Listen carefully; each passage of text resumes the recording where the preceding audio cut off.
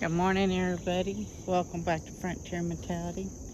So, as you all know, this is my first time growing amethyst. So they started getting top heavy, so I had to tie them up. And then the same for the one that's right there. Let's see if we blew you up there, she be. Some of the branches broke, so it is sitting in my windowsill in the kitchen just being pretty. And because it's a beautiful bright pink, it's right behind where I have my hummingbird feeder. So the hummingbirds have came a lot closer and more frequent to the window. Alright, let's pause y'all and let's get this garden tour underway. Alright, as we're in the back garden, we are noticing that the corn has turned brown. I have been harvesting it quite often because it was drowning on the stalk per se. So as we walk around, you'll notice that some of them are now covered in vines, which they always were, but you couldn't see it before because the corn was still green.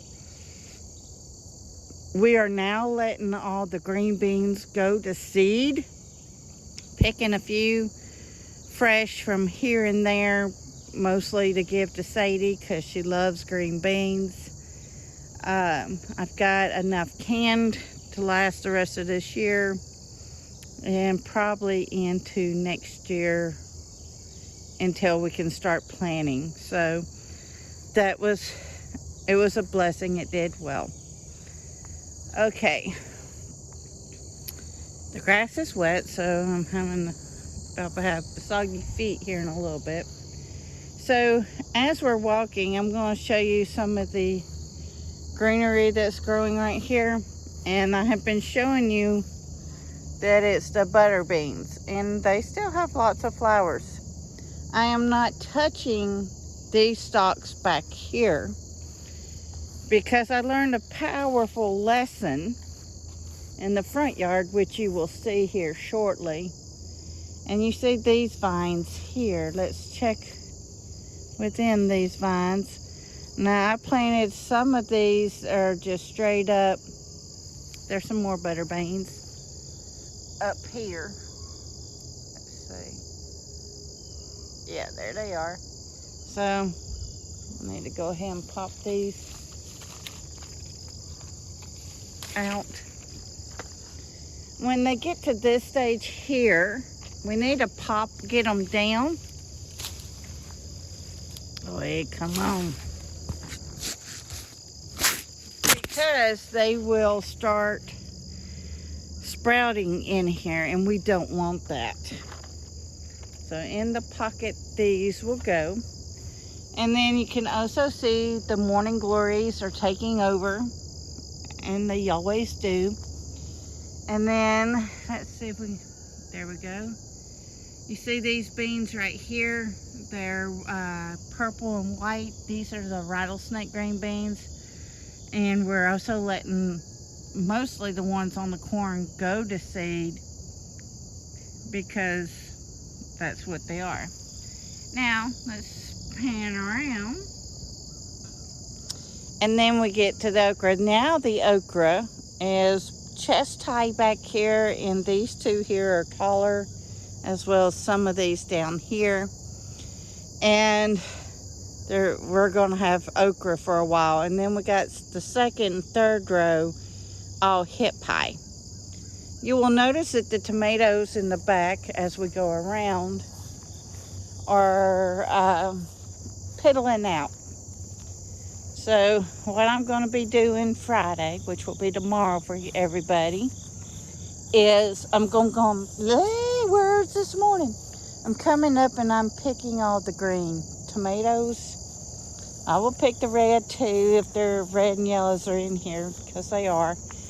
And I'm going to start making chow chow. So chow chow is leftover garden pickled And I might bring y'all back for that one as well, because I haven't done that one on video yet. As you see, the cucumbers, some of the cucumbers are still okay. Like out here, you can see them. But the majority of the zucchini and squash that was up here, it's all gone.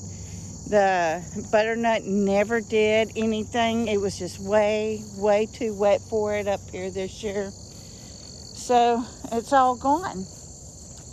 Alright, I am gonna pause this because it's a trek back to the house and we'll get into the front yard garden.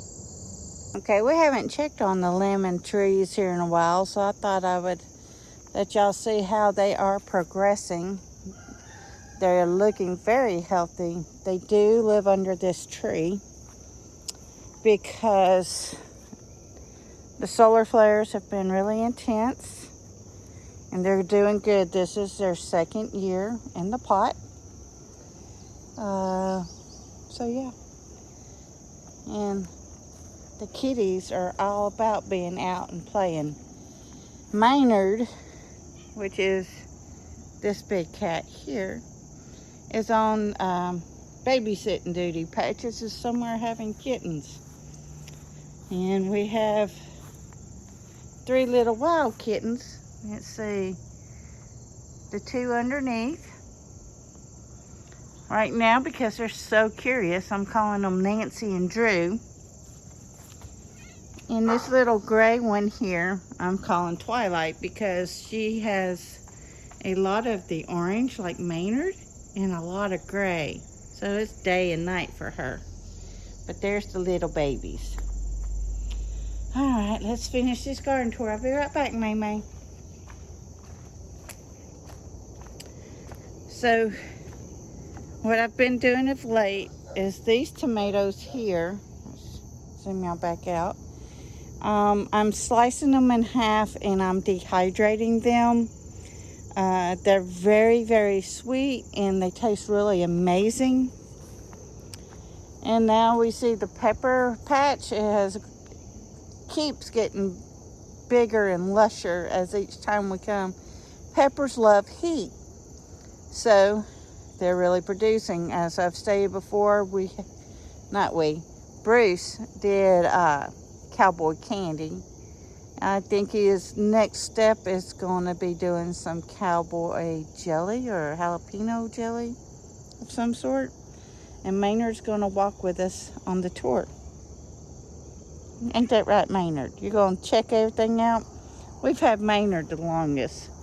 He pops in and out quite often. He is a tomcat, so he's repopulating the earth 95% of the time. Okay. As I told y'all, I did an experiment. I saved some organic strawberries and I sliced the tops, but I did it much thicker because they have seeds on the outside of the strawberry. And then I layered them in, and I have strawberry plants coming. It did take all summer, but they will be all right. They'll overwinter. And then these 2 little cherry tomatoes are really done. There's not much left to them. And then we have some more tomatoes here. They're coming in slowly. Meow. Where you at? There you are. Hey, May May. This is all about the love today. Okay. Here's the sweet potato patch. Do y'all notice anything different? Yes, all the popcorn is gone. They have until about August the 20th before I'm in here digging out the sweet potatoes. They take 120 days, and we've already reached 100, so we're on the countdown. And as always, I will bring you back when we dig the taters. And now the okra is still way over my head. You'll see that all the zucchini and squash is gone. It's done. It's kaput.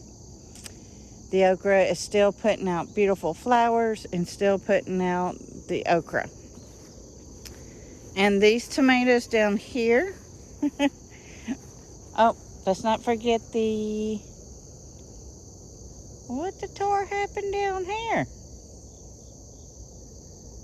All right, now, our vines, I guess Bruce ran it over with a lawnmower, I don't know. But this is the acorn squash. We will be planting more acorn squash, and we will be planting more butternut squash for the fall garden to see if it does better. And then you can tell the tomatoes in here are kaputting out, which is fine. I almost just can't put up any more tomatoes. And then we got some marigolds growing in with our maters. It's just the size of our maters. But the star of the show will be the mission figs. Whoop! My goodness. Y'all look at how beautiful they are. I am slowly getting in here and picking them. I've got a big bowl in the house that I'm fixing to dehydrate. And then every couple of days, the mission figs will be ready. Now, the mission figs always come first, and then the turkey figs come in. Now, they've all had their figs for quite some time. They're all beginning to turn. So mission figs are generally about this color to a deep dark purple. Let's see if we can find one. I picked a lot of them last night before our little rain shower. So let's see if there's some around on this side. I know if you're watching my shorts, you're going to catch it. Here's one. But it's still a little bit too hard. But there's that one coming in. I love figs. They're so good. Okay. And into the jungle here, the ginger and the turmeric are doing beautifully.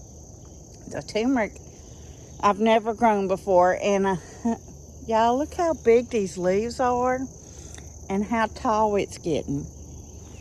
All right, now we're going to look in here at the turkey figs. And here's one right, where y'all at right there? So you can tell the turkey fig is a much lighter fig versus the big mission figs. And then there are the corn stalks. Ooh, honey, I got a story to tell y'all on that. So we're going to have to city chat and watch the cats run and all the things. Let's get y'all pulled up. All right. So, welcome back. The turkey figs, like I said, they're a lot lighter and they are a lot smaller. And the inside of the mission figs are a lot more deep red inside. Let's go ahead. Well, yeah. So here's the inside of the turkey fig.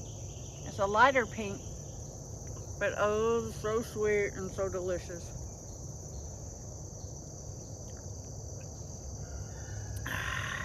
So good. So you're probably thinking, oh my goodness, what are you going to do with all those figs? Several things. I can make fig Newtons with some of them. I can dehydrate. I like them best dehydrated because it's like eating a candy. You can also can them whole, and you can make fig butter with them.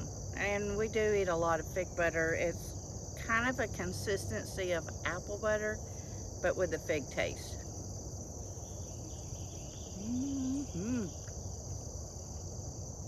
Sorry, y'all. Gotta enjoy it.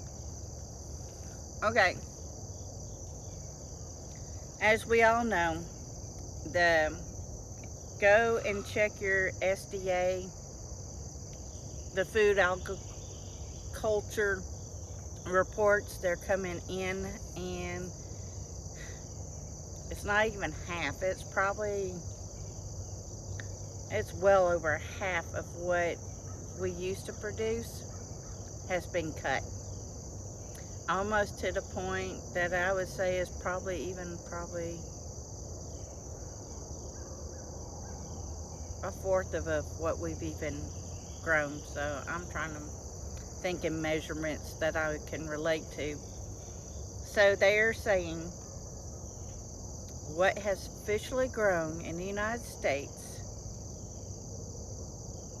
would have fed the population of the 1950s. When I did look it up, and on the last video, if you go to the comments, I put the numbers in, and it was staggering. And like I said, where I was doing the 5 million versus the 10,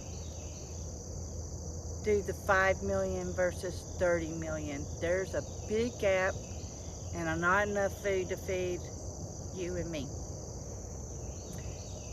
That's why it's so important to stock up your pantry now. So important to get as much food as you can. Try to get up to a year, because it takes 6 months until your next growing season. Come here, May May. And then there's, of course, crop failures that we all have been witnessing this year, from the forest fires. I'm gonna do this because, y'all, I want you to, as you're watching the news and you're watching these neighborhoods burn and you're seeing pictures, well, you're thinking, oh my goodness, all those poor people's lost their homes. Yes, that's something. Now look at their yards. Are their yards as charred as the home? Usually homes, from what I've seen around here, they burn. There's a shell of them, not the whole structure. Now sometimes the roof does collapse inside, but there's still walls. And a lot of these homes that are burning were brick. There should still be walls. And they're disintegrated. There's not toilets, there's not bathtubs, there's not nothing. It almost looks like a bomb went off, but it didn't. It is from a fire. I'm going to say it's probably more of a space type weapon that's being used. You have to do your own research. Because if a house can burn that hot and disintegrate into white ash, and the trees are still standing in the yard, there's something funky going on with that story. And then they're trying this BS that, well, these types of trees don't burn when they're green, blah, blah, blah. But yet, in the forest fire, they're all burning. Doesn't matter what type of tree it is, they're all still burning. And then if you do a deeper dive in the communities that have lost everything, mostly in Washington, it's where super big data centers are supposed to be going in, and the people fought back. Now they have no homes. Tinfoil hat, maybe? So, just things to think about. If they're destroying homes, and any of those homes, you know that some of them had gardens, and then they've taken out their food supply. And then beef prices. Oh my goodness, y'all, have y'all seen the beef prices? That's stinking stupid, y'all. So, because of the drought, come here, May May. Come here, Mayno. Because of the droughts and too much rain, and hey, kiss me. Your goober wants to be petted but don't want to come up.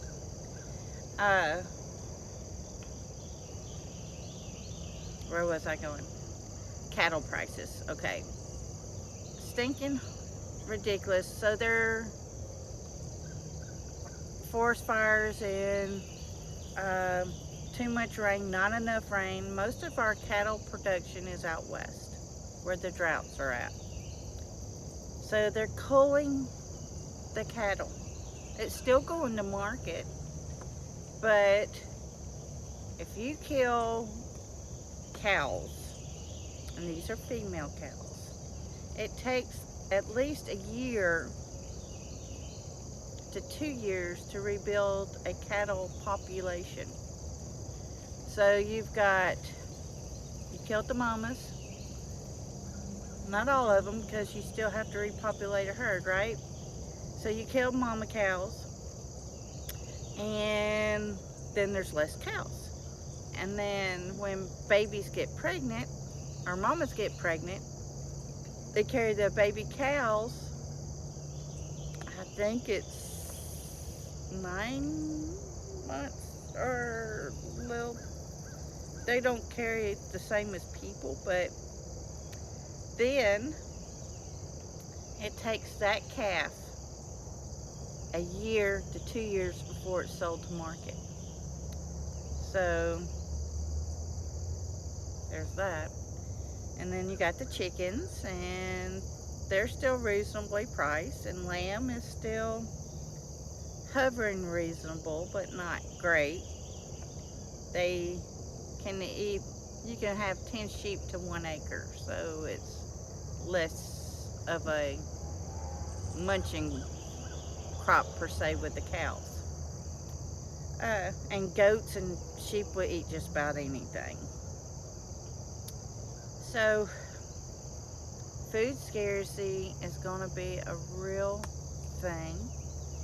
If you can put hens, just the chickens, not the roosters. Roosters are usually not allowed in neighborhoods, and they're usually not allowed, definitely not in HOAs, unless you're hiding them. And so I'm just going to use one of my friends. I have like a big deck. You know, underneath that deck is good real estate. You could actually, underneath the deck, put the siding like that's on my swing underneath, and fence it all in underneath and make it a chicken coop. You can get fresh eggs. You don't have to kill the chickens. There's protein in those eggs for you. And the egg scenario is always changing.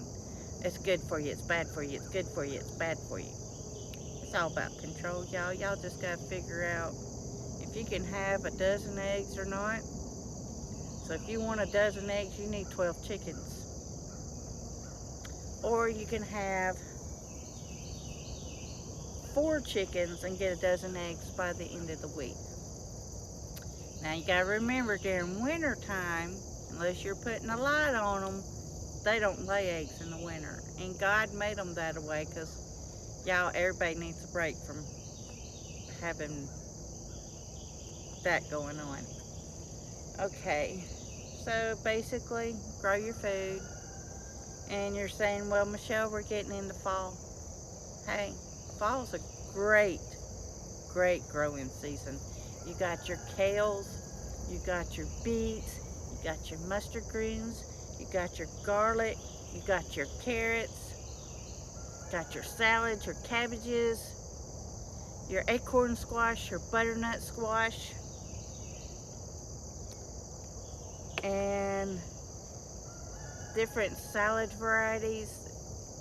And they will grow in the South.